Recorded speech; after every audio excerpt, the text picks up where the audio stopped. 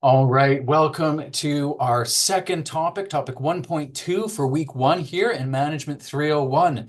Today we're going to be looking at some management perspectives, some historical perspectives and some contemporary perspectives, and talking about what some of these older approaches can still, are they still useful today? And of course, the answer I'm going to argue is that yes, they are still useful and we still use them and they can still be useful for informing our approach to management as managers.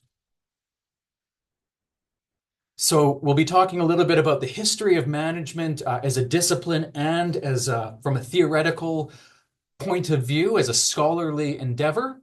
We'll within that we'll be talking about the classical perspective of management, the behavioral perspective, the quantitative perspective. So three different historical perspectives on management.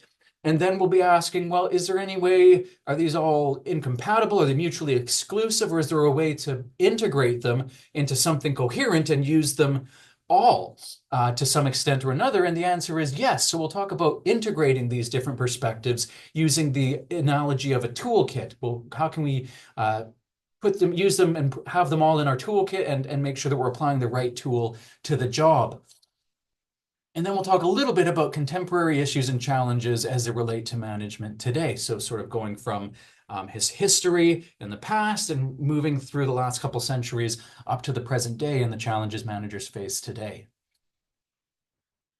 I apologize in advance. I've got some pretty bad hay fever here today, and I forgot my hay fever medicine. So if you hear me sniffling, that's what it is. All right. So what is a theory? Well, this might sound like something really abstract. Perhaps you've heard the term theory before, and the theory of relativity or theories in physics or mathematics. And you might say, well, what does a theory have to do with management? Management is a really practical activity. Isn't theory just all people sitting around and coming up with ideas that don't work in the real world? And that's not true, of course. The theory is just a way of thinking the world works, or our ideas about how the world works, our theories about how the world works. And every manager, whether they know it or not, has a theory about management and has a theory about the best way to approach a task, about cause and effect, about how to respond to different situations. So we all use theories, and actually knowing some theories that have some evidential basis for supporting them, it can be something that can be really useful. Perhaps it supports theories that you already have and gives you a way to conceptualize and communicate those theories you already use. Maybe it brings some new ideas into your toolbox and some new theories for your toolbox that you can apply as needed to situations as they arise.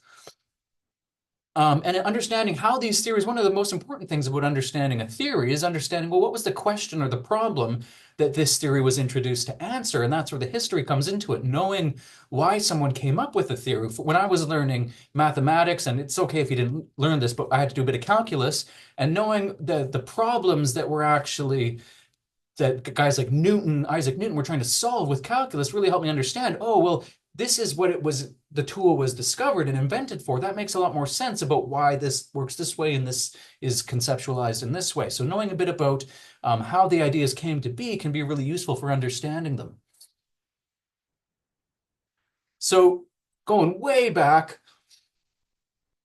of course, for as long as we talked about in the last lecture, management comes about when people need to be organized towards a common objective. And as long as there's been people working towards common objectives, there's been management and managers, whether they were called that or not. So going all the way back to the earliest civilization we know of, the Sumerians there, and what's called the Fertile Crescent, kind of modern day Iraq.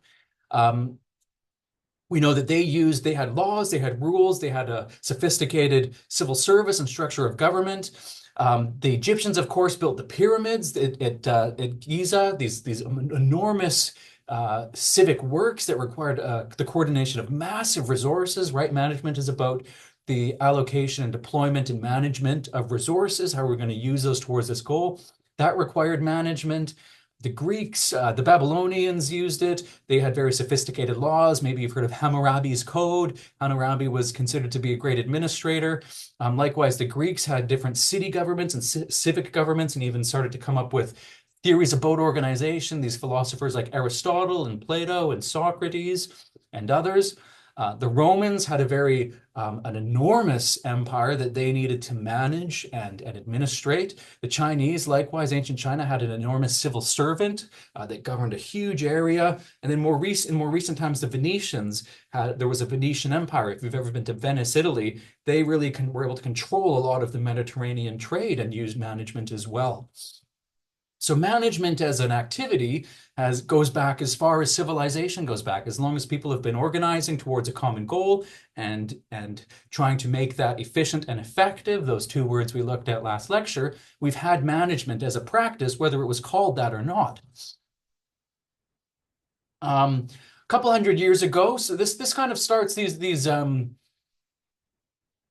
theories of management, and management as an area of scholarly inquiry really starts to come into play, like so many things, as a part of the Industrial Revolution. You have great masses of labor moving into the cities and starting to work in factories. And so you begin to get, and meanwhile, you've got the scientific revolution happening as well. Guys like Isaac Newton are applying and discovering the laws of physics. And so you have individuals and scholars and managers were saying, well, couldn't we apply the scientific approach to what we're doing, to the organization of resources and the organization and the management of organizations towards goals? And so initially you had, perhaps because of this sort of atomistic view of the world, this cause and effect kind of Newtonian approach to science, you had scholars and managers who conceived of the scientific management, as it was called, as well, our workers are kind of like these little atoms, and we want them to do to work most efficiently towards this goal. And they kind of viewed it in a physical way. And there was problems with that, which we'll talk about in a second here. But so they were really concerned with how can we improve the efficiency of these individual workers and get the most out of each hour of labor in our factory. Frederick Taylor is identified with this approach, especially he did all these studies about how can I reduce the number of movements, say from someone unloading a truck into a warehouse? How can I make it as physically efficient as possible? He also identified an activity which he called soldiering. He noticed that employees would deliberately work at a slower pace so as not to quote unquote overproduce. If you've ever been in the military, I had a friend in the military, and she told me one of the things you learn right away is you don't want to be at the front of the pack and you don't want to be at the back of the pack. If you're at the front of the pack, you're making everyone else look bad. And if you're at the back of the pack, you're making everyone else get in trouble. So you soldiers will apparently deliberately all go at a pace that is good for the group and doesn't push them too hard and get anyone in trouble. And that's why Taylor called it soldiering. Notice the same effect in factories and production lines. They would self-regulate their pace in a way that, according to Taylor at least, was suboptimal. The next branch of this classical perspective was called administrative management. And that's where you start to get managers and scholars looking more at, well, what's the best way to structure an organization that is starting to control massive amounts of resources, especially in places like America in the 1800s and the end of the 1800s. You started to get these enormous industrial empires with railways, U.S. Steel, companies like General Motors, Ford, DuPont Chemical Factory. They all started all these mergers and acquisitions. They started to buy up all these different companies until they were quite large geographically and just in terms of the number of employees. And they were saying, well, what's the best way to structure these diversified portfolios of businesses in a way that we can still manage them without completely losing control? Because they were starting to lose control. It was the size of these organizations was like nothing we'd ever seen, and there was no playbook for how to organize organizations in this number of people. So there started to be this administrative management approach as well. So scientific management, more about the individual worker. How can we get as much out of each worker as possible? Administrative management, how can we structure an organization in a way that allows for top management and the executive to have an overall strategy and all the firms working towards a common goal rather than just a bunch of diversified subsidiary companies all doing their own thing with no overall coordination, which is what the situation was at first.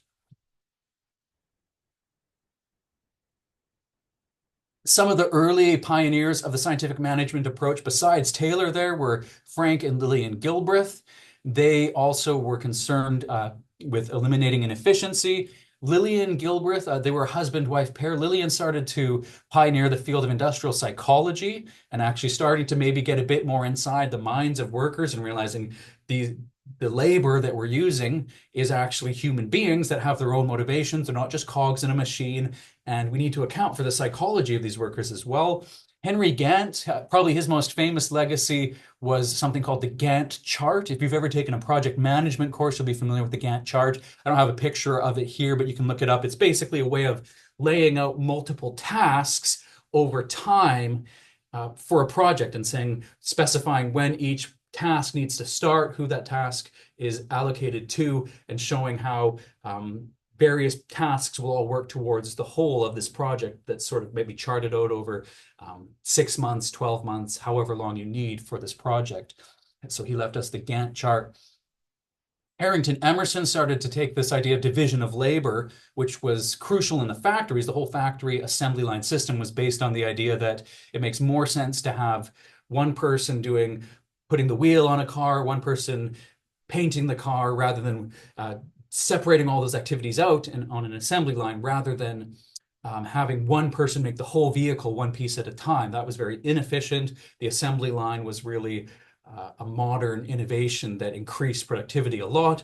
Harrington Emerson said, well, let's not just apply that to the assembly line. We should be applying that to managers as well. We should have managers that are specialized and have different specializations so we continue to get that efficient division of labor. That was his big discovery. So here's a little chart of not Henry, I was going to say Henry Ford. I think if I remember correctly, Taylor may have had some impact on Henry Ford. I'll have to look that up. But Frederick Taylor, his approach or his scientific management approach is a little flow chart of it here, and essentially said, we're going to break down each part of the job into its own little area of optimization. We're going to select the employee and train them to do that job in the most optimal way, in the way that reduces the number of movements, reduces wasted energy, etc., wasted effort. We're going to supervise them to make sure they're doing it the way we told them. And then it's essentially continue to plan, but sort of wash, rinse, repeat. Break down the task, specialize, get specialized labor, train them to do it as efficiently as possible, and then move on to the next task and make sure they're doing it correctly. So that was his way of doing it. As I said at the beginning, it was kind of an atomistic way. Let's get each cog in the machine, the cogs being the workers in this case, to be working as efficiently as possible with minimal wasted energy. Administrative management, now looking at the structure side, we have a few guys here. Henry Fayol is interesting because he came up with he identified these managerial functions that we talk about still to this day in this course: planning, organizing, leading, and controlling. That's how this course is really divvied up from week 3 to 6. So obviously still continuing to have a major impact on how management's discussed. Every management textbook breaks managing down into these 4 activities, first identified by this French industrialist, Henry Fayol. Lyndall Urwick started to integrate these 2 classical perspectives, scientific management, efficiency of the individual worker, and administrative management, to an overall approach to management. That was his legacy. Max Weber, a German sociologist, if you've ever taken a sociology course, you may have come across him. He started looking at government civil services. How is the enormous, who would he have been looking at? The Prussian Empire, the German Empire before it was Germany. How does this civil service work? What's the most efficient way to administer it? And he came up with this idea of bureaucracy and sort of a hierarchized structure of leadership. And then Chester Barnard had some famous works about the acceptance of authority, much of which now we're getting into thinkers who are still very much quoted today. Chester Barnard is quoted, is often cited by current management scholars as their first inspiration. Not that you need to remember that necessarily, but you may come across him in management books if you decide to read other popular management texts. So, little summary of the classical perspective. Generally speaking, they were the ones who kicked this whole thing off. They started to take a rational and scientific approach to management. Is there things, can we apply the tools of science to determine some cause and effect relationships? And they were able to. They were able to significantly increase the output of some of the processes that they put their minds to, and they definitely were able to add to the efficiency of the industrial enterprise. That approach is still very much used in disciplines like operation management, where there is a focus on getting wasting as little as possible, that efficiency aspect of management. And so by doing that, they laid this groundwork for management theory up to this day. There was, however, some limitations. Their model presumed really this kind of manufacturing type of society. Arguably, we're sort of a post-manufacturing or post-industrial society in the Western country, in the USA, in Western Europe and Canada. Industry is still a major part of the economy, these manufacturing industries and sort of primary and secondary industries, but much more the service economy and the knowledge economy plays a much greater role. And arguably, some of the approaches and the discoveries they made are less applicable today to modern knowledge-based and service-based industries than they were to the industrial manufacturing type industries they looked at initially.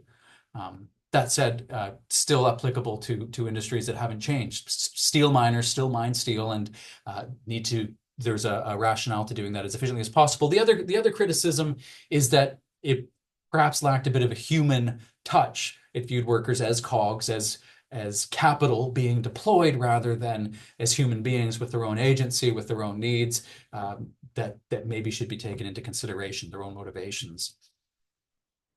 So enter the behavioral perspective. Behavioral management reacts against this somewhat and says, hey, these are people. These workers aren't just machines that we can, or robots that do whatever we tell them, that just need to be optimized like a well-oiled machine. They have individual motivations, they have their own psychologies, and there are group dynamics as well at play when you have lots of people together, as you did in a factory. And one of the famous studies that really opened the can for this behavioral perspective was something called the Hawthorne studies. And these studies found, they did experiments to do with lighting, and they had sort of a control group that had more lighting and, a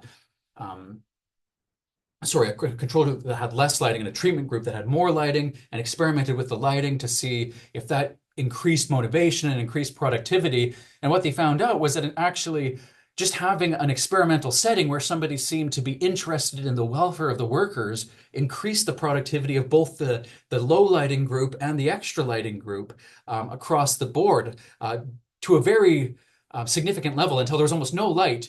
Just having them in the experimental setting with the lab coat technicians asking them about how they were doing improved their morale. And it wasn't the purpose of that experiment, but it discovered something sort of more important. That experiment was that workers were motivated when they thought someone was interested in their welfare. And that really was something that drove further inquiry from this behavioral perspective. They also, like Taylor, discovered that so Taylor said, well, if we'll introduce piecemeal rates, we'll reward workers who produce more on the assembly line, and that will stop this soldiering behavior. If we give individual motivation, presumably these individual workers will try to maximize the amount of money they can make without as much concern for those around them. And they found that there was still some real social limitations, some group limitations on how much individuals would produce, even at a piecemeal rate. You're paid by the piece on your assembly line. Even still, you would self-regulate as part of a group. And they found out that individuals who maybe started producing too much at a piecemeal rate were called rate busters. They were throwing off the whole, it's kind of like someone who breaks the grade curve. They were throwing it off for everyone. And then chiselers were people who were slacking off. So they found that even with Taylor's so-called improvements using piecemeal systems instead of just paying everyone by the hour, you still had this group self-regulation. So the long and the short of it is human behavior turned out to be more important than they'd previously realized. This leads much more, now we're getting really close to where we are right now, the human relations movement. That's where we get the HR department, human resources sort of comes out of this. And they started to say, we've just been looking at this the wrong way. The sort of since the Industrial Revolution, industrialists and these classical perspective managers and management scholars have viewed labor as being against work. They don't want to work, and sort of pitting the manager and the worker against each other. The manager wants to get as much as he can out of the worker, and the worker, his motivation or her motivation is to do as little work as possible. And they said that's not really how people work. This is a very negative view. They came up with this theory X, which they said, the classical perspective is quite pessimistic, it's negative, and it assumes that people don't want to work, that workers in the factory don't want to work, and they need to be forced, and they need to be pressed into working and doing their job and constantly monitored. And so they said, actually, there's a different way to look at this, and they called it theory Y, that says, well, actually, people want to work. People are intrinsically motivated to set goals and achieve those goals, and they want what we might nowadays call a gratifying or fulfilling job. They want a job with purpose.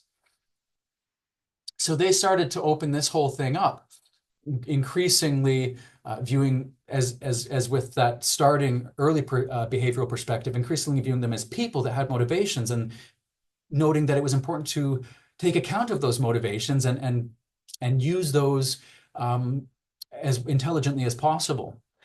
Moving now into a field that is alive and well, which is organizational behavior. So behavioral perspective leads to the HR approach, the human relations approach, which leads to modern organizational behavior. And you may well have taken an OB or organizational behavior class. We have organizational behavior professors here in the business school. It's a very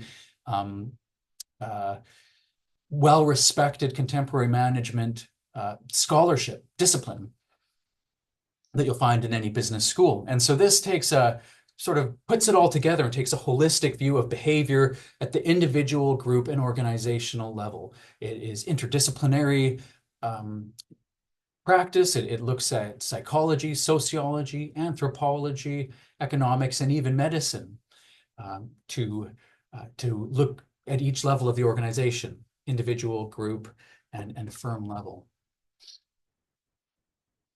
So like the classical perspective, though, of course, it has contributions and limitations. So it provided more insights that led to the modern organizational behavior approach, and it focused managerial attention. It was sort of a corrective to that cogs in the machine approach. Well, no, these are people with their own thoughts, their own psychologies, their own motivations. And if we want, even from a efficiency and effectiveness perspective, we need to be taking this into account, because if we see them as cogs in a machine, that's a bad theory. That's not an accurate way to conceive of our relationships in the organization. And so that needs to be corrected.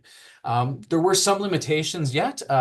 Some of them, the limitations here say, well, some of them managers are reluctant to adopt them. I'm not sure if that's a limitation of the theory or a limitation of modern management culture.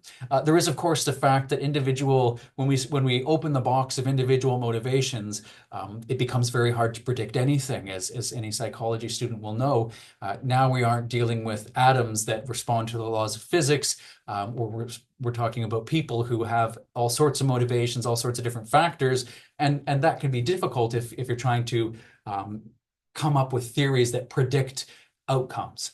So that could be conceived of as a limitation, is that, well, now are we back to square one where we can't predict anything with any reasonable level of certainty? Maybe, maybe not. And then the last criticism there is that it's not communicated in an understandable form. I'll leave that. That's our fault as scholars if we're not communicating that well. So maybe something to be done there in terms of the relaying of information through more accessible channels, which hopefully we're doing right now. Fourthly, the quantitative management perspective. This is the application really of in particular, mathematical models and statistics to the workplace. There's two branches: management science, not to be confused with scientific management. They're not the same thing, and operations management. Management science really looks broadly at the whole organization and attempts to come up with mathematical models to predict the outcomes of organizational changes. If we do this, if we do this in an organization, can we predict with a mathematical model result Y? Or operations management is a bit more applied.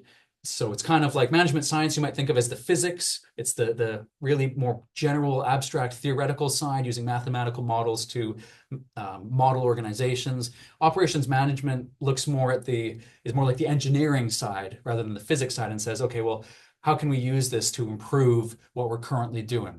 So if you take an operations management course, I really enjoyed operations management, and we look at things like, well, what's the optimal level of production for an assembly line? How can we optimize that? How can we apply statistics to improving quality on an assembly line? Those sorts of things. How can we use these quantitative methods and apply them to very specific problems? Even things like queuing. What's the best? How many cash registers do we need open at Rouse's on a Saturday to optimize profits in terms of the number of workers, which is an expense, and the amount of revenues that we're bringing in based on how many people are coming through the store? That's very much an operations management question. Even things like modeling flight paths and airports, that can get really interesting, really complicated. Of course, it has its limits as well. This is in the textbook. I won't go through it all, but as you might think, we run into a similar problem to management science in that it doesn't necessarily account for the fact that of people, and that people are not easy to predict. People don't follow the laws of physics. And so predicting the behavior of individuals, especially as you get closer to the individual person rather than at a general level of the statistician, can become quite difficult. And it becomes difficult to make any predictions that are well supported. So we've got a few different perspectives here. Some of them seem to maybe even be at odds with each other. The behavioral perspective and the organizational behavior perspective, which think of people as having inner lives and inner psychologies, versus the classical perspective and the quantitative perspective, which is more just concerned with almost the numbers. How can I improve productivity? How can I increase efficiency? How do we use these two things? Are they completely at odds with each other? Do we have to choose one or choose the other?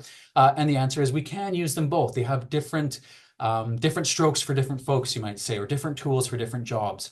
And we use two different perspectives that are useful for integrating these. One is this idea of the systems perspective, and it says, well, systems theory really is saying that there are different, it conceives of things as a bit of a machine with inputs and outputs, and then transformations happen within that machine. But the important fact is that none of these machines operate independently.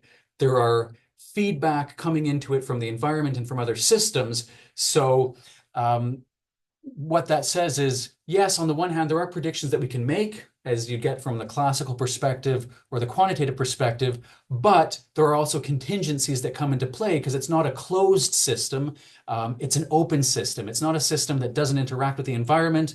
We have our model, that's fine, but it's an open system, and things happen in the environment that will throw off those predictions. So make your model, use your statistics as best as you can, but don't expect things to follow strictly a cause and effect relationship. And also, there are other systems beside the one we're examining. All of them impact each other.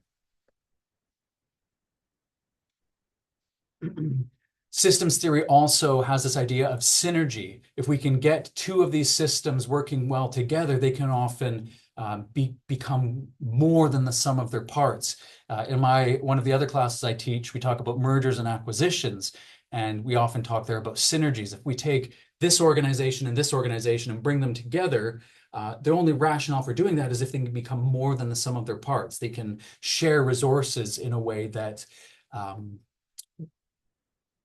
benefits them both more than they were separately. The most obvious example of this might be a marriage or a relationship or a friendship, where when you come together, or a band, a bunch of musicians comes together, and it's more than they were apart.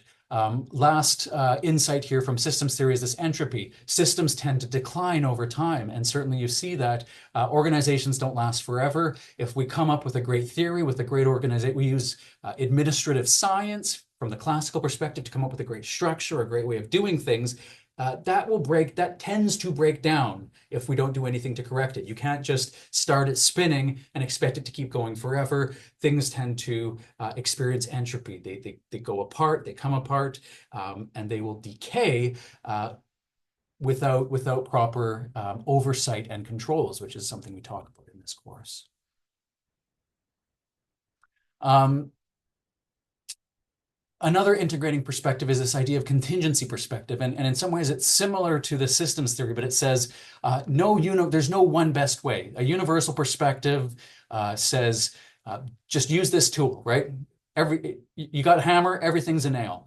But the contingency theory says, well, no, these are all great tools, the quantitative perspective, the organizational behavior perspective, some of the aspects of scientific management, even when applied to questions about efficiency on an assembly line, all of these can have value, but there's no one right answer. One thing that you'll often hear in a management class is a professor will ask a question: what's the best way to do X, Y, Z? Do mergers create value? And the answer will always be, it depends. It depends is a contingency perspective answer. There's a lot of input that needs to go into there. And the fact of the matter is, no one is able to predict with perfect certainty the outcome of any number of questions. If they could, we'd all be rich like Warren Buffett because we'd be playing the stock market and making the right call every time. If you could tell, if you had a system or a universal theory that could tell you, is merger A going to produce value or destroy value, and you could get it right every time, you'd be the richest man in the world or the richest woman in the world because you'd be able to invest successfully. But that's where the art of it comes in. And so contingency perspective, when you see that, just think it depends. Moving to the modern day now, we have all these what might be called applied perspectives. I sometimes think about this as sort of pot management or the management books you might see at Costco or the grocery store. Here's a list of them. Some of these you might have heard of. Some of these artists, Stephen Covey, you might have heard or seen The 7 Habits of Highly Effective People. That was written by a fellow called Stephen Covey, very influential book. Gary Hamel is, I believe, a prof at Harvard who's written some popular books as well. Malcolm Gladwell, I think, wrote Outliers and some other really popular pop economics books. And then, of course, even right down to the Dilbert cartoons. All of these have had an impact on management in the present day. And a lot of managers might say they've learned a lot more from Dilbert than they ever learned from their MBA. Hopefully that won't be the end of the discussion here. But all that to say that management today is discussed in all sorts of circles, from the very lofty academic studies of Harvard right down to the Sunday funny pages with the Dilbert cartoon. Some of the trends affecting and problems that management scholars are really grappling with today is just the volatility and the unpredictability of the modern business environment. If you think about what you'd see on the front page of the Wall Street Journal today, probably have something about wars in Ukraine, in Israel and Lebanon, hostilities with China, problems with the environment, hurricanes, destruction, etc. The term that's been adopted from the military, actually, from I believe it was a general that came up with this term, or some military officer came up with the term of a VUCA world: volatile, uncertain, complex, and ambiguous. And that's really a word that gets used a lot to describe today's management environment. It's a VUCA world. It's one overriding characteristic is that it's volatile and inconsistent. It's predictably unpredictable, you might say. Things like COVID, global pandemics. So these are the challenges that you'll be facing as a manager today. These are the challenges that we're going to discuss to some degree along the way in this course as well. There's the ethical aspects of management that has taken prominence as well. There's the assumption of quality, and quality has increased. If you work on an assembly line or in manufacturing, you'll have heard of things like Six Sigma or Lean, all devoted towards increasing efficiency and quality of products. There's the shift that we discussed towards a service economy from an industrial economy. What does it mean to be a post-industrial economy? Is it good to be a post-industrial economy? During COVID, we discovered that it can be difficult to get things from the Far East, from China, when the Suez Canal has a boat stuck in it or all the factories are shut down. And there's the impact and role of social media. That really is something that I think lots of managers and lots of firms are still trying to get to grips on. If somebody kicks up a fuss on social media about a bad experience, what do we do about that? Do we need to react? Is it possible to overreact? It probably is.